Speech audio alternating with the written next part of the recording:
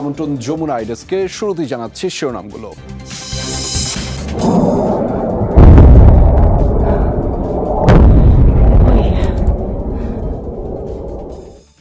Fordow সহ ইরানের 3 পারমাণবিক স্থাপনায় যুক্তরাষ্ট্রের বাংকার বাস্টার বোমা হামলা। তেহরানকে থেমে যেতে বললেন Trump. Military success. Iran's key nuclear enrichment facilities have been completely and totally obliterated. কঠোর প্রতিশোধের হুমকি তেহরানের।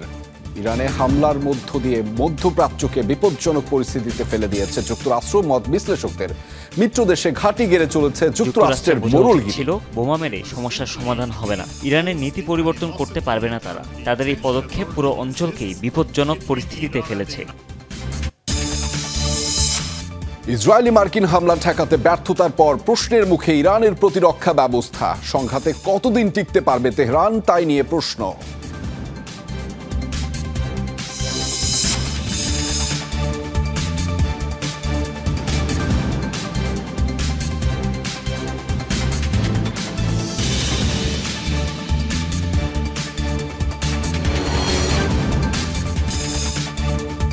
দর্শক, এতক্ষণ শিরোনাম দেখছিলেন, আপনাদের সাথে আছি আমি আহমেদ রেজা। এবার জানাচ্ছি বিস্তারিত। অবশেষে ইরান ইসরায়েল সংঘাতে জড়ালো যুক্তরাষ্ট্র। B-2 বোমারু বিমান থেকে ইরানের 3টি পারমাণবিক স্থাপনায় ফেলেছে 12টি বাংকার বাস্টার বোমা। এতে ফোর্দো, নাতানজ ও ইস্ফাহান পারমাণবিক কেন্দ্র ধ্বংস হয়েছে বলে দাবি করেছেন মার্কিন প্রেসিডেন্ট ডোনাল্ড ট্রাম্প। সাইট 3টিতে পারমাণবিক তেজস্ক্রিয়তা ছড়ায় এমন উপকরণ আগেই সরিয়ে নেওয়ার দাবি করে। এই হামলার উপযুক্ত জবাব দেওয়ার হুমকি দিয়েছে তেহরান। রাষ্ট্রীয় টেলিভিশনে বলা হয়েছে, এই মুহূর্ত থেকে মধ্যপ্রাচ্যে মার্কিনী অবস্থান ও সেনা ঘাঁটিগুলোয় পরিণত হয়েছে ইরানের বৈধ টার্গেটে।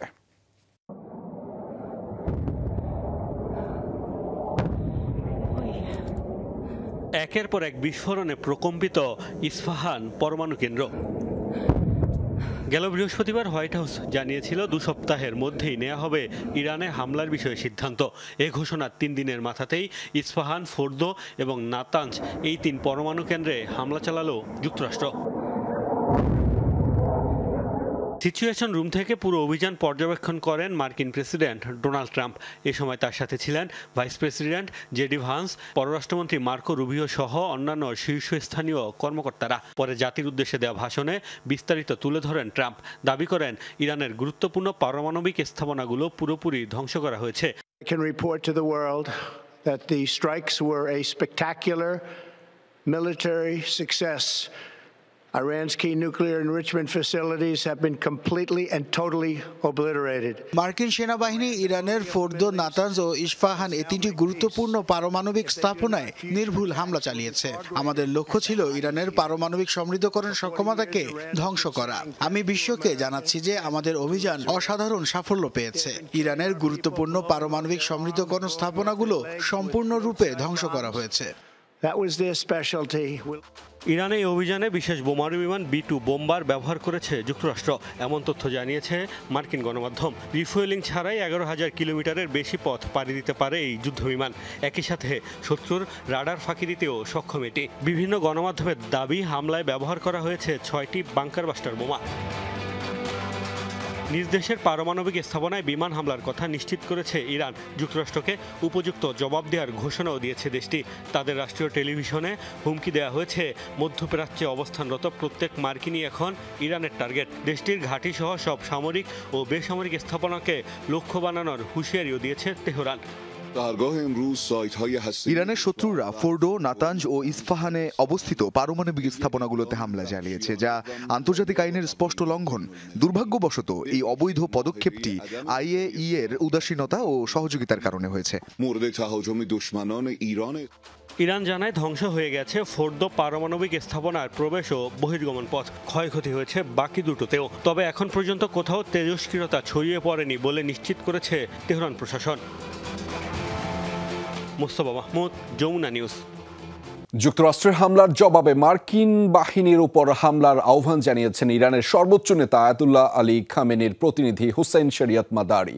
তিনি বলেছেন, দেরি না করে দ্রুত পদক্ষেপ নেওয়ার সময় এসে গেছে ইরানের। বাহরাইনে অবস্থানরত মার্কিন নৌবহরের উপর ক্ষেপণাস্ত্র হামলার হুমকি দেন শরিয়ত মাদারি। তাছাড়া গুরুত্বপূর্ণ সমুদ্রপথ হরমুজ প্রণালী বন্ধের হুঁশিয়ারিও দেন তিনি। এতে বাধাগ্রস্ত হবে মার্কিনী, ব্রিটিশ, জার্মান এবং ফরাসি জাহাজের চলাচল। ইরানের রক্ষণশীল সংবাদপত্র কায়হানে এই প্রতিক্রিয়া জানিয়েছেন।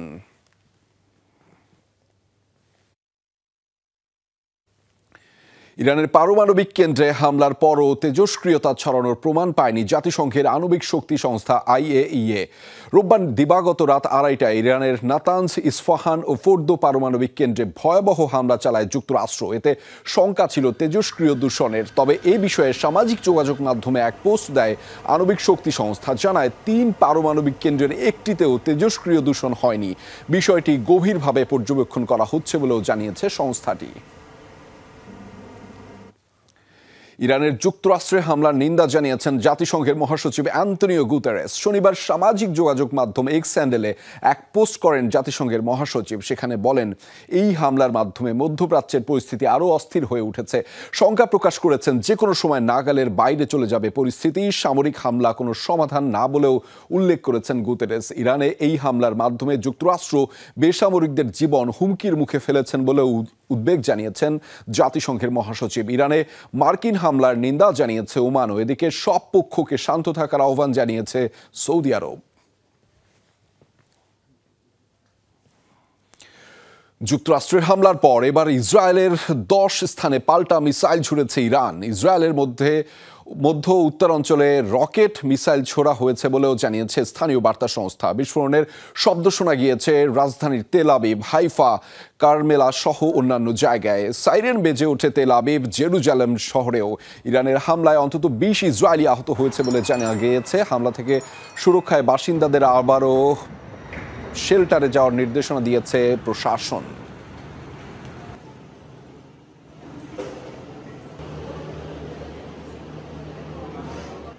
দর্শক, ইরানে মার্কিন হামলার বিষয়ে কথা বলতে আমাদের সাথে যুক্ত রয়েছেন নিরাপত্তা বিশ্লেষক মেজর জেনারেল অবসরপ্রাপ্ত ডক্টর মোহাম্মদ নাঈম আশফাক চৌধুরী।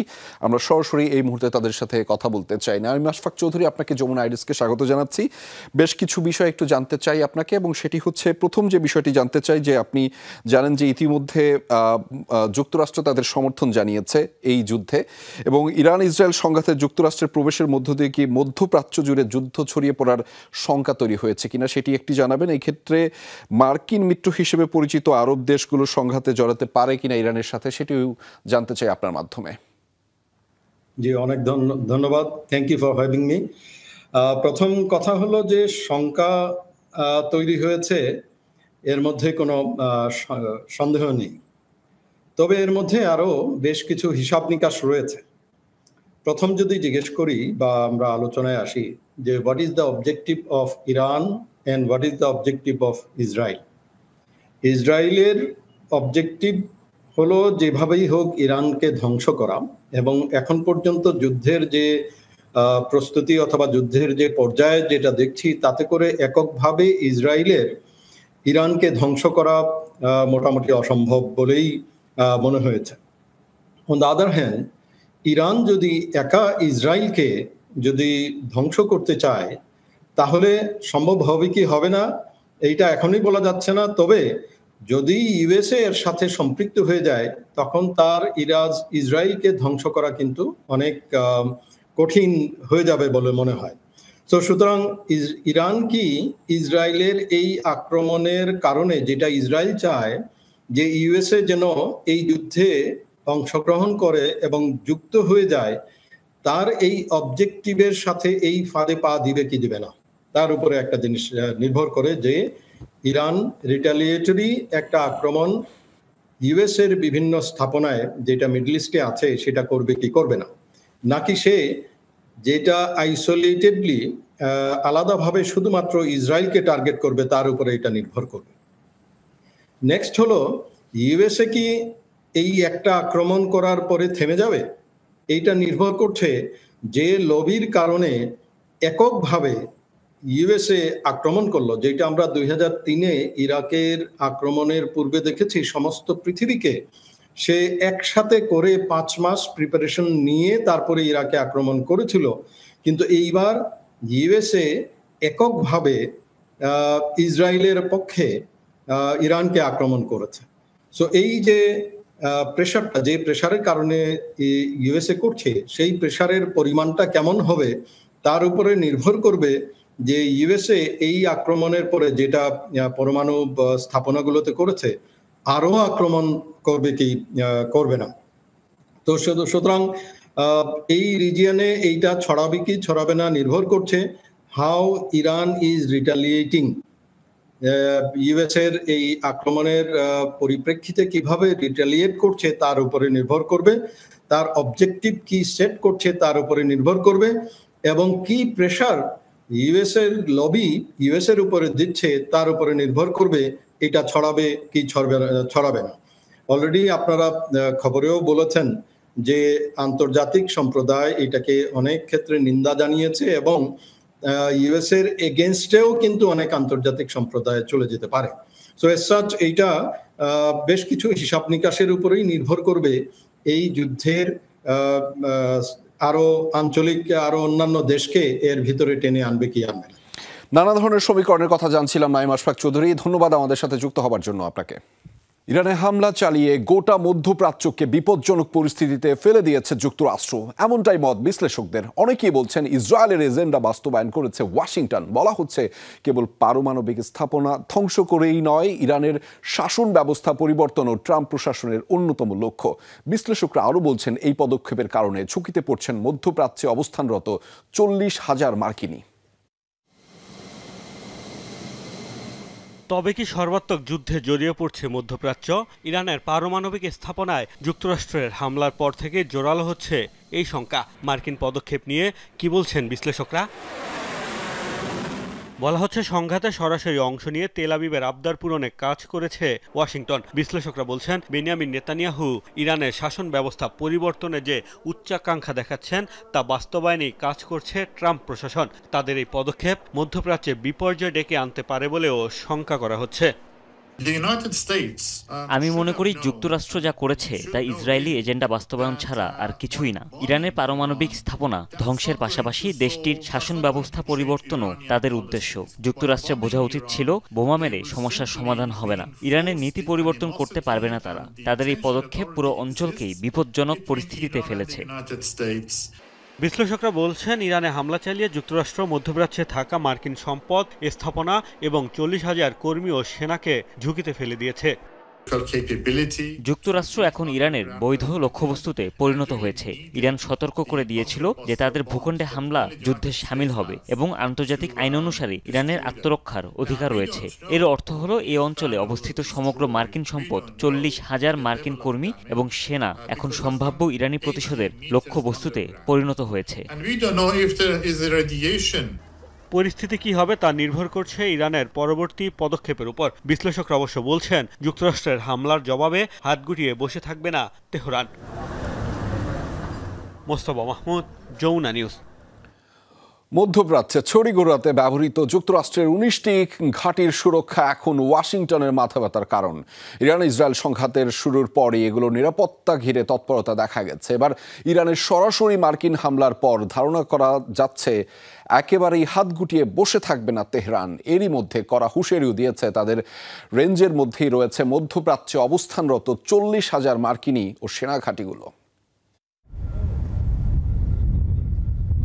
ভূমধ্যসাগর উপকূলে সিরিয়া থেকে ইরাক হয়ে উপসাগরীয় দেশ কাতার, ওমান, বাহরাইন, কুয়েত কিংবা সংযুক্ত আরব আমিরাত, মধ্যপ্রাচ্য জুড়ে নিজেদের সামরিক জাল ছড়িয়ে রেখেছে যুক্তরাষ্ট্র। 1958 সালের জুলাইয়ে লেবানন সংকটের সময় বৈরুতে কমব্যাট ট্রুপস পাঠানোর মধ্য দিয়ে মধ্যপ্রাচ্যে সেনা মোতায়েন শুরু করেছিল যুক্তরাষ্ট্র। একে একে ঘাঁটি গেড়েছে অঞ্চলটির 19টি স্থানে। কাউন্সিল অন ফরেন রিলেশনসের তথ্য অনুযায়ী 2025-এর মাঝামাঝি এসে বর্তমানে 40 থেকে 50,000-এ দাঁড়িয়েছে মোতায়েনকৃত মার্কিন সেনার সংখ্যা। স্থায়ী এবং অস্থায়ী দুইভাবেই সামরিক অবস্থানের নেটওয়ার্ক পরিচালনা করে যুক্তরাষ্ট্র। বাহরাইন, মিশর, ইরাক, জর্ডান, কুয়েত, কাতার, সৌদি আরব ও সংযুক্ত আরব আমিরাতে রয়েছে 8টি স্থায়ী ঘাঁটি।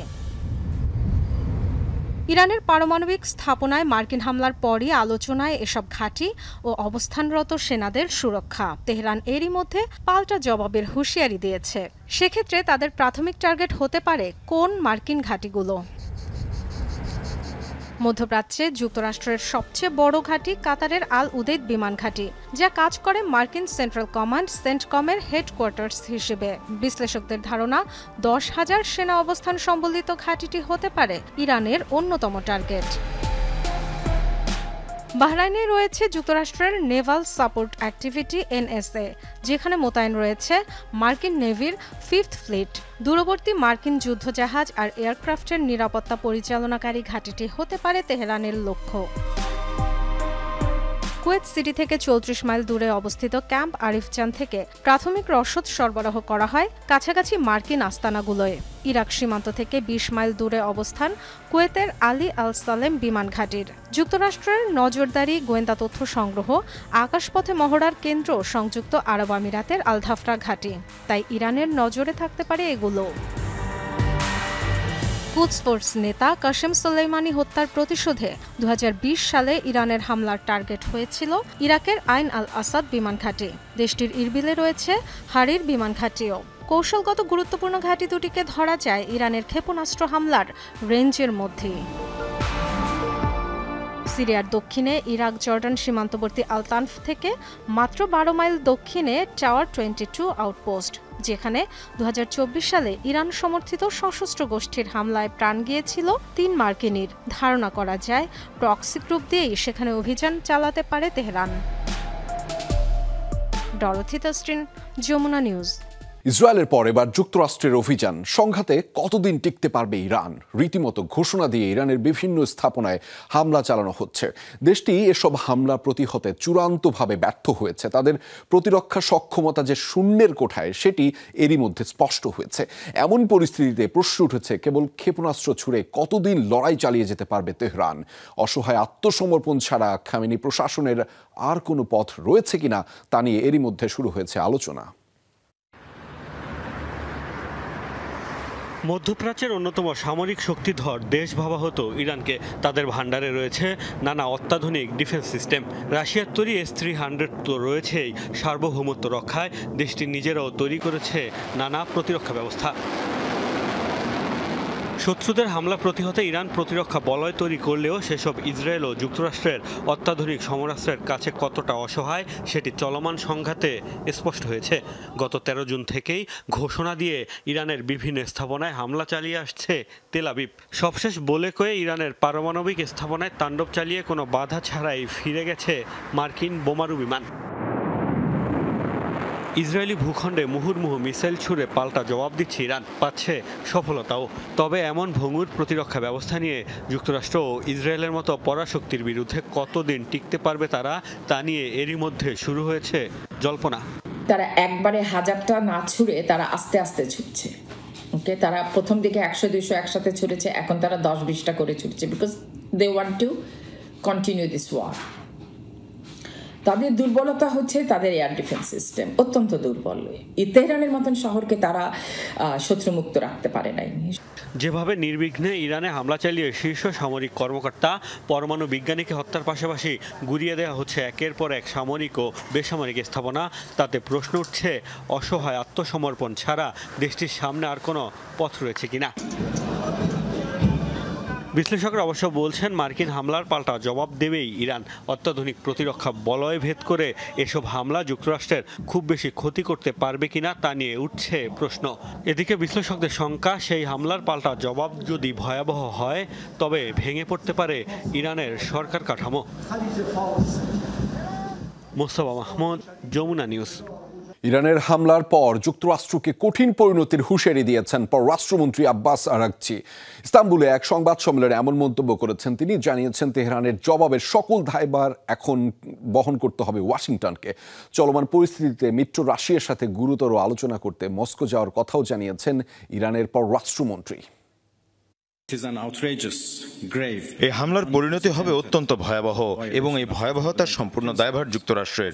চিরস্থায়ী আর ব্যয়বহুল যুদ্ধে যুক্তরাষ্ট্রের অংশগ্রহণের অবসান ঘটাতেই প্রেসিডেন্ট ট্রাম্প নির্বাচিত হয়েছিলেন। তিনি কূটনীতির প্রতি আমাদের প্রতিশ্রুতির অপব্যবহার করে শুধু ইরানের সাথে বিশ্বাসঘাতকতা করেননি, বরং একজন ওয়ান্টেড যুদ্ধাপরাধীর কাছে মাথা নত করেছেন।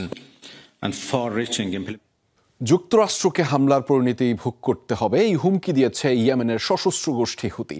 সামাজিক যোগাযোগ মাধ্যমে এই হুঁশিয়ারি দেন গোষ্ঠীটির রাজনৈতিক ব্যুরোর সদস্য হিজাম আল আসাদ। আগেই সংগঠনটি জানিয়েছিল যুক্তরাষ্ট্র যদি ইরানে কোনো হামলা বা আগ্রাসনে অংশ নেয় তাহলে লোহিত সাগরে মার্কিনী জাহাজ ও রণতরীগুলোকে বানানো হবে লক্ষ্যবস্তু। এদিকে ইরানে মার্কিন হামলার তীব্র নিন্দা জানিয়েছে ফিলিস্তিনি স্বাধীনতাকামী সংগঠন হামাস। ইসরায়েলের স্বার্থে করা ও এই হামলা পুরো অঞ্চলের জন্য অত্যন্ত বিপজ্জনক বলেও আখ্যা দেয় তারা। ইরানে যুক্তরাষ্ট্রের আকস্মিক হামলায় মিশ্র প্রতিক্রিয়া দেখিয়েছেন দেশটির রাজনীতিকরা। রিপাবলিকানরা সাধুবাদ জানালেও ক্ষোভ ঝেড়েছেন ডেমোক্রেটরা। মার্কিন প্রেসিডেন্ট ডোনাল্ড ট্রাম্পের পদক্ষেপকে অবৈধ ও ভয়াবহ আখ্যা দিয়েছেন বিরোধী নেতারা। দাবি করেছেন কংগ্রেসের অনুমোদন ছাড়া হামলা চালিয়ে অসাংবিধানিক সিদ্ধান্ত নিয়েছেন ট্রাম্প। মধ্যপ্রাচ্যের আরেকটি যুদ্ধে যুক্তরাষ্ট্রের নাম জড়িয়ে নতুন ঝুঁকি তৈরি করলেন ট্রাম্প, এমন মন্তব্য করেছেন কেউ কেউ। অনেকে তুলেছেন অভিশংসনের দাবিও। অন্যদিকে ট্রাম্পের পদক্ষেপকে শত্রুপক্ষের উদ্দেশ্যে কড়া বার্তা হিসেবে দেখছেন রিপাবলিকানরা। তাদের দাবি ইরানকে যথেষ্ট সুযোগ দেওয়ার পরও চুক্তির পথে পা বাড়ায়নি দেশটি। তেহরানকে বিশ্বজুড়ে সন্ত্রাসবাদের সবচেয়ে বড় অর্থদাতা হিসেবে আখ্যা দেন রিপাবলিকান আইন প্রণেতারা।